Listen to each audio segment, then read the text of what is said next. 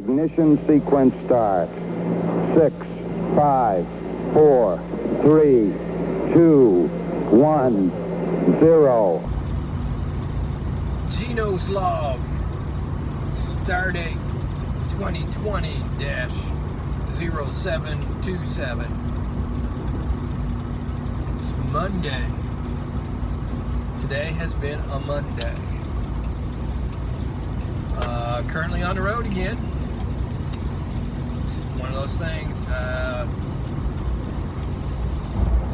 3 jobs so far today. 2 of them in Springfield, 1 in Chatham. Heading for the 4th one in Decatur. And I've still got stuff to do when I get back to the shop. Again, the life of a safety tech. So, driving in the rain today. We've had some pretty good downpours so far today. Now it's just kind of a steady rain. One of those days where you look out and you see all the silly people who don't have their headlights on. And it makes you wonder, what are they thinking?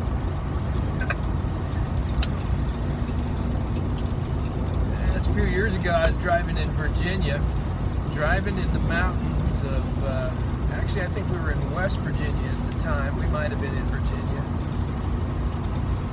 Maryland, somewhere out in that area. And the fog, we were actually driving in clouds. It was foggy. You could not see past the hood of the car. And I would come up on people who didn't have any lights on. It was just don't think. So today's jobs have been mostly bank work, safe deposit, and I'm currently on my way to replace a remote transmitter receiver setup for a loan or cash store. Put this in originally years ago, and the transmitters have now gone bad, or at least one of them is worn out. Can't get those transmitters anymore, so we're going to put in a whole new system at their request and go from there. It's amazing how the electronics keep shrinking in size. Main receiver unit was a 6-inch by approximately 4-inch unit mounted up in the wall. And the new receiver unit is about 4 inches by 3 inches, and wires up the same. The transmitters are probably larger than they need to be. It's amazing. You could probably get down to the size of about the size of less than a key fob like you use for your car, and still have it work. But I think people lose them if they get too small. So we're gonna get that done. Just premiered vlog number 2 this earlier this afternoon. A supplement to that, vlog number 3, which is a supplement to vlog number 2, will premiere tomorrow, Tuesday. So by the time you see this video, it will have already premiered. I've got an old vise, a humongous vise, that we're going to refinish. I've got an old hand pump we're going to refinish. I've got an old wood-fired, candle-fired water heater. This would have been most likely turn of the century, between the 19th and 20th centuries. I'm going to guess late 1800s. I have no idea. I haven't done enough research on it. When I first saw the item, to my father-in-law, and I asked him about it, and he says, oh, it was a water heater. And I'm looking at this thing going, well, how? And sure enough, he describes it to me, and this thing's a water heater. It's basically you have a steel ring that holds up a pot, and you light a fire underneath it. And this is just a small fire. You don't need much. And you would heat water. And I don't know what you use the water for, if you used it for baths, or if you used it for cooking, or what. But or washing dishes or whatever. But that's what it was. So we're going to refurbish that. He's been using it as a holder or a stand for his flower pots. And so it's got some rust on it. I think we can clean it up pretty nice. There's a little detailing to it, but I'm not sure how much detailing we're going to get done on it. We're definitely going to clean it up, do some repair work on it, and repaint it. And it's going to be used in his garden as a planter stand. For those of you who don't know it, I also write magazine articles, and I am so far behind on articles. I'm doing research on certain types of safe locks, trying to compare to other types of safe locks, and that is stalled right now. Just because, yeah, I guess it's because I'm so busy. Not a bad thing. I like being busy. So I'm behind on writing these articles. These articles are industry specific to the safe and vault industry or to the locksmith industry.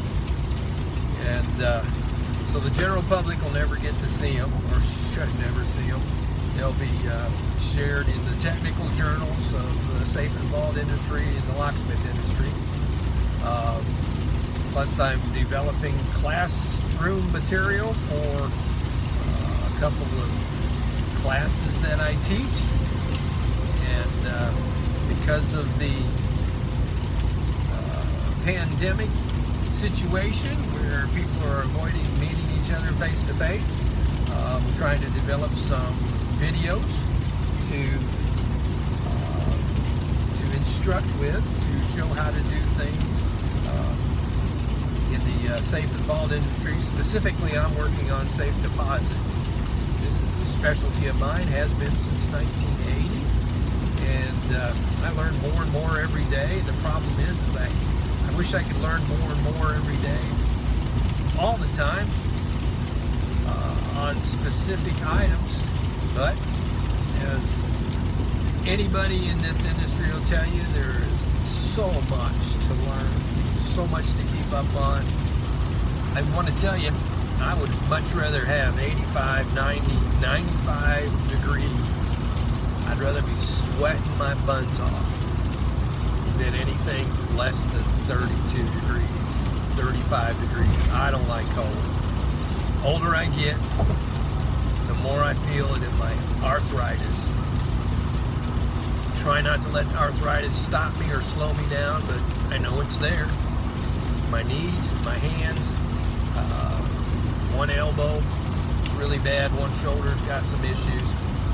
I don't let it bother me. I'm still moving safe, still doing heavy work, and hoping to be able to do it for at least another 10 to 12 years. Target for semi-retirement is around 65. That's 7 years from now, approximately, 6.5. However, at semi-retirement, I do not plan to ever fully retire. I'm going to keep my hands in there, keep working in my shop, and hopefully as long as possible. I'd like to start training the next generation of safe techs to work for me. If they're out there, I'd like to see them. We had a guy working for us about a year and a half ago. He quit. Went to the money. I can't blame him.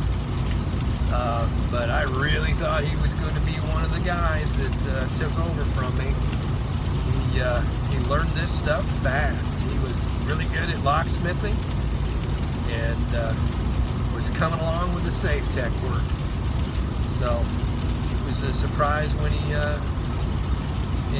informed us he was leaving. But there you have it. We're just carry on. Like I said, we are looking for the guy that wants a career in locksmithing and safe tech. If you're any good, we want you. So if you see my video and you're a safe tech or a locksmith and you want to work in Central Illinois, oh my gosh, this is definitely a Monday. This job was to replace a remote receiver and with 2 transmitters. The whole idea is you push a button on a remote, it unlocks the door. Should have been straightforward. It wasn't. So I was replacing brand for brand, but this particular remote system I was putting on is 4th generation to what I had in there before. So you think it's just a matter of swapping wires from one unit to the next. No, of course not. So after I figured out where my issue was, customer tells me about another issue he's having. Somebody's been servicing this thing. It's an electric strike. If you know anything about electric strikes, you never lubricate an electric strike. There are certain parts within electric strike that might take lubrication, but you never spray anything into an electric strike. Nothing. It's electric. It's got electronics in it. It's got parts that conduct electricity. Don't be squirting stuff in electric strikes. Well, whatever they squirted in this, and we don't know if it was a serviceman or somebody getting mad at this company who was trying something stupid, which is where I'm leaning. I think that's what happened. But whatever they squirted in there was sticky. Sticky. I had to clean it off the lock, and I had to clean it off the strike. I had to disassemble the strike. There's not a lot of moving parts in an electric strike, but there's enough. And got her working, resolved their issue. However, I'm not sure that it's resolved permanently, and we won't know until they try it, and we'll just keep our fingers crossed that they don't have any issues. They are aware of it. The manager on site is very receptive to me teaching him how to use his stuff or how the stuff works and such, so he was actually happy for me to show him everything. So he knows what's happening, knows what's going on, and if something happens with this where the issue returns, he's going to give me a call. We'll get her replaced. It's nice working with customers that let me explain and actually understand. I realize that some of this stuff is just too much for some people. That's fine. I try my darndest to make you understand.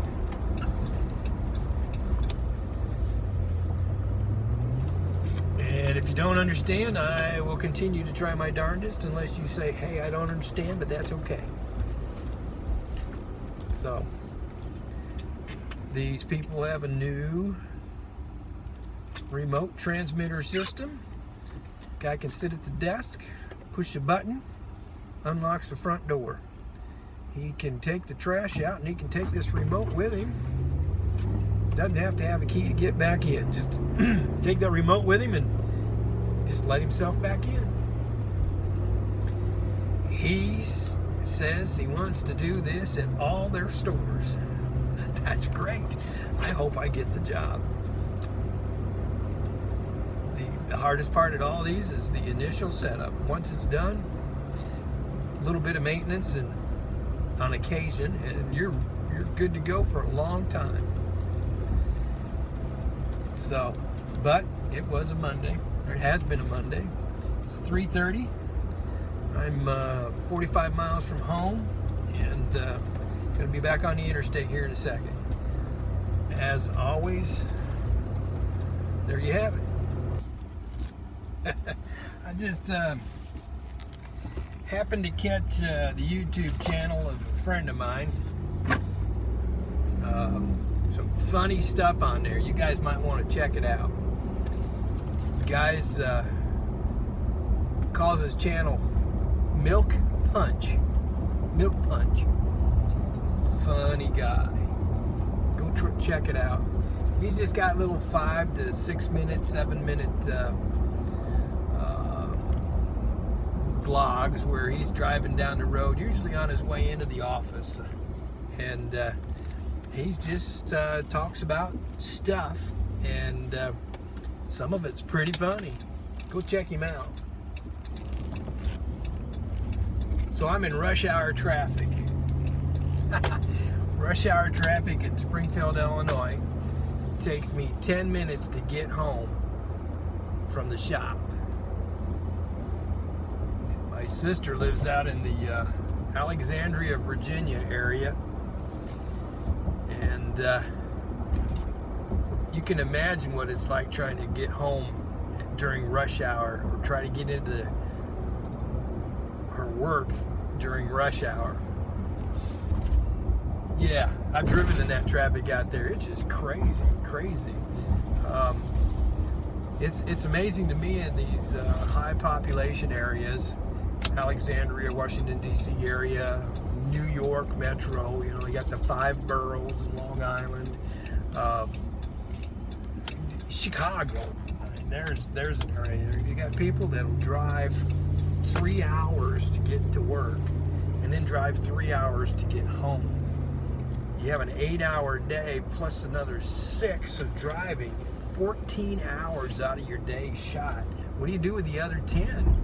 If you're going to get 8 hours sleep, you got about enough time to eat supper in the evening and get breakfast in the morning. That's just crazy to me. But yeah, I choose not to live that way, and because of that, you know, when they come around here and realize the difference in the lifestyle and how things are, you know, fewer people are aggravated all the time around here as compared to those areas, those large metro areas. Everybody seems to be angry. I see it around here, but occasionally, and I don't know why, because you might lose 1 or 2 minutes of time trying to get into work. So if you're getting angry, it probably means you've left 5 minutes late. You know, just leave 5 minutes earlier on your way in. You'll make it. I don't know. I'm driving through a little suburb right now. It's called the high rent district type thing. This little neighborhood is got some of the best police force going on, higher taxes than most of the rest of the metro area, but everything looks nicer too. But I also have to drive slower, but I can actually get home faster. It's crazy, but true.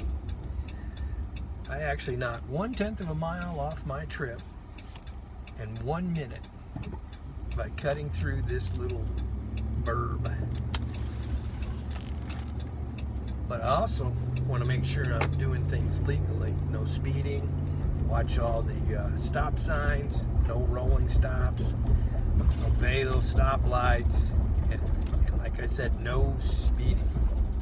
Don't touch your phone while you're in this area, because they will pull you over. People from around here know what I'm talking about. People not from around here, you come through here, you'll learn. And I'm not one to go slow, but I know where I have to slow down, because they will get you.